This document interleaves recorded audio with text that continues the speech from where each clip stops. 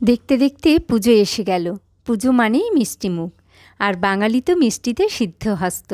আজ আমি বানিয়ে নেব নলেন গুড়ের সন্দেশ।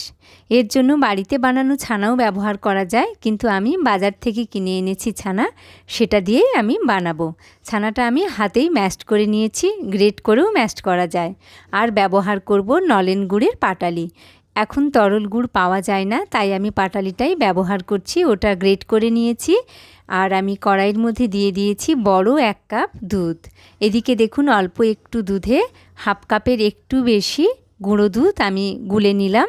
এটা ওই ব্যাটারটাকে থিকনেস দেবে। আমার দুধ আর গুড় যেটা ফুটছিল ওর মধ্যে ওটা দিয়ে দিয়েছি, একটা থকথকে ভাব হয়েছে। তার সাথে দিয়ে দিয়েছি আমি ওই ম্যাশড করে রাখা ছানাটা।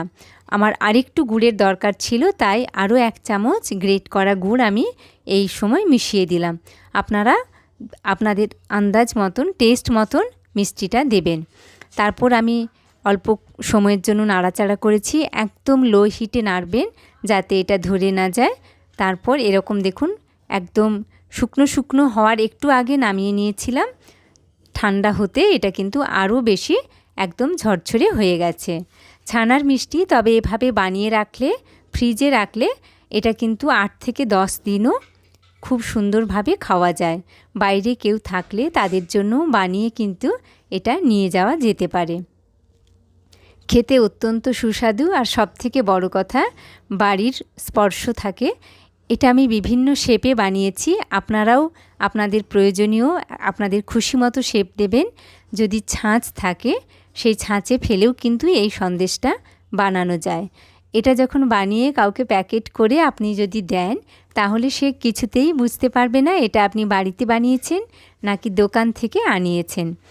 বিজয়া দশমীতে আমাদের প্রত্যেকেরই বাড়িতে বানানো মিষ্টি দেওয়ার একটা প্রবণতা থাকে।